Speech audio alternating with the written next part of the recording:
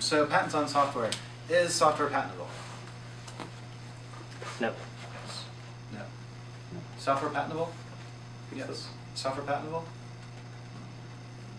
No. No. Okay, awesome. So you guys, there's not really much of a consensus. A couple no's, a couple yeses.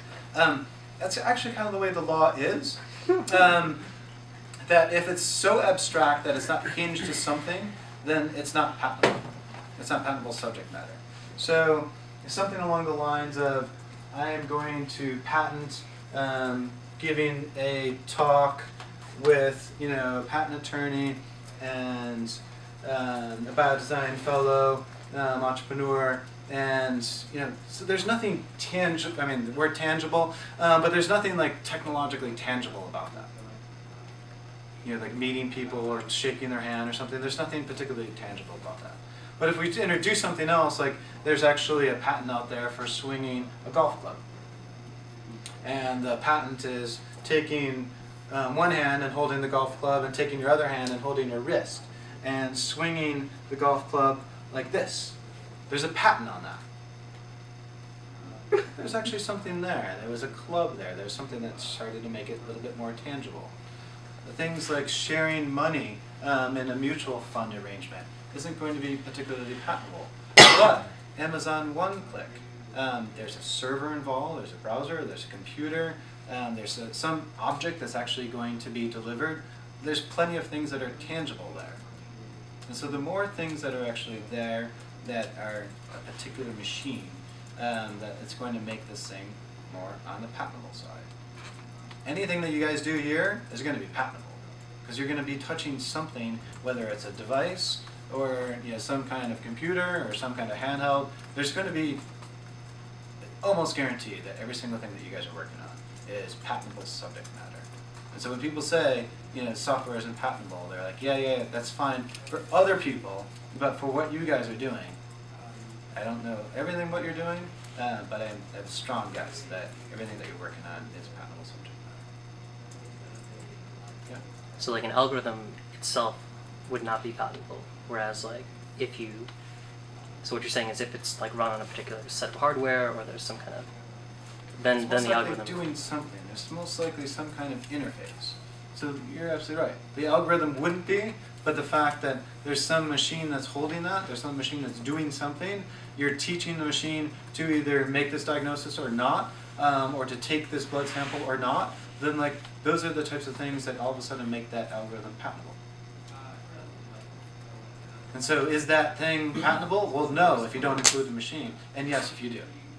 And so if you talk to a patent attorney that knows this particular space, like the answer is most likely going to be yes, because they know how to make that thing patentable. A business process is pretty darn abstract, but even then, there's sometimes some things that have some kind of the tangible aspect. It's a business process, but everyone is checking in on their phones. And that's actually pretty important, because you're taking the GPS reading of the phone as a proxy as to where they're actually located. All of a sudden it's patentable, because there's something tangible there. The Supreme Court justice, when this Bilski case went up to the Supreme Court, they actually talked about it as like, there's nothing here that I could drop on my foot. And if there was, then that thing would be patentable.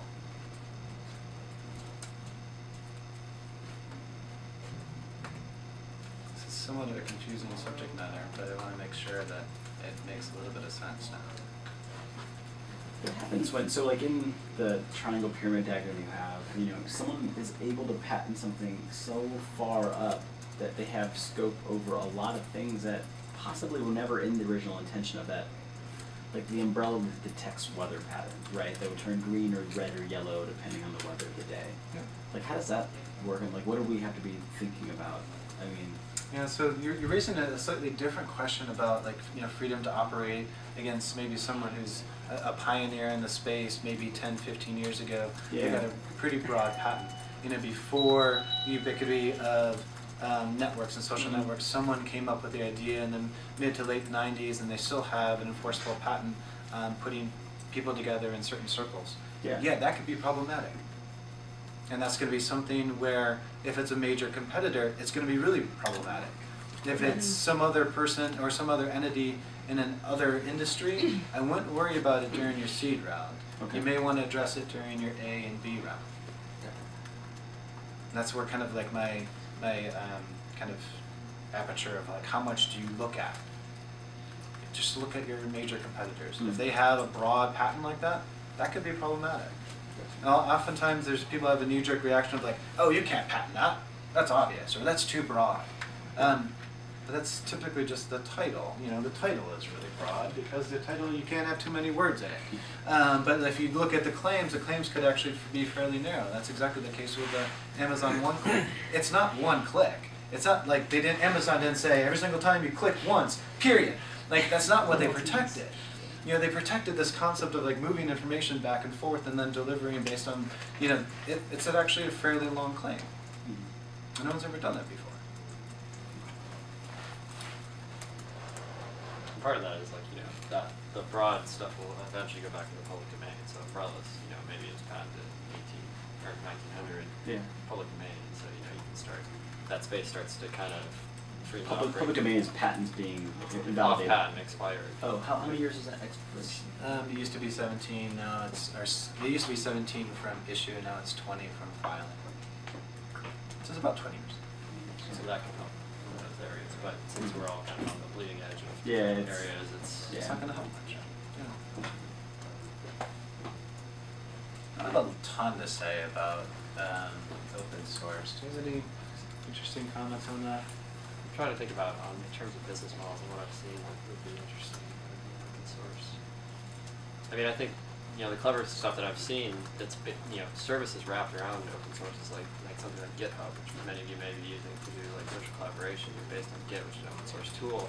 And then they've brought a lot of value in terms of making that easy to use, you know, and kind of structuring repositories as a service. But, you know, in terms of, I'm not sure offhand of what their intellectual property is, but that's one model that comes to mind about structuring services. The same that happened around like Asterisk, the open source PBX type play where there's, you know, that was given, you know, that was open source, but then there was a service company that formed around it. So it's a different business model. I'm not sure that as many have, you know, where there clearly is value being derived, but may not be as protectable because your core technology is available. You know, what extensions you make that are not available in the public domain is I would say, where you would have a protected position on that.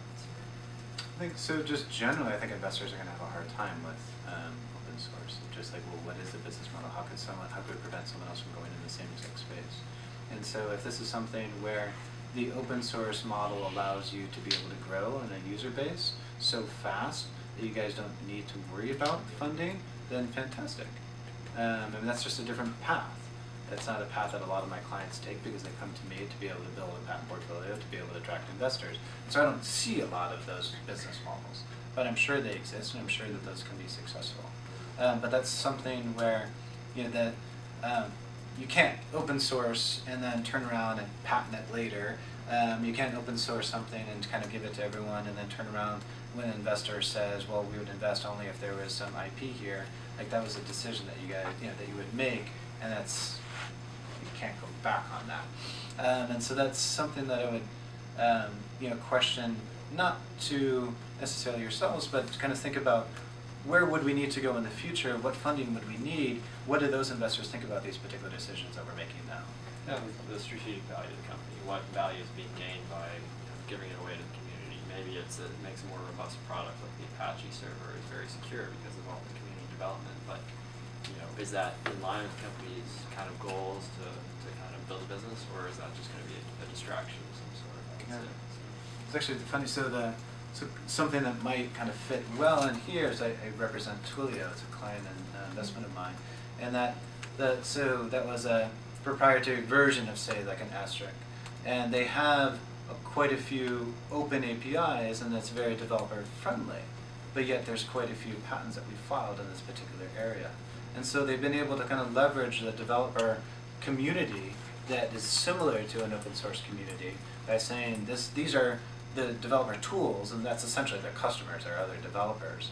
And yet they've taken a very proprietary approach to their technology and their platform. So that might be kind of slicing it one way of being able to have your cake and eat it too. version. Yeah, along those lines, the protectable versions is open an API, and then like you entice people with developers competitions and things like that to bring interest around that, whereas you may not be exposing all your internal methods in that regard.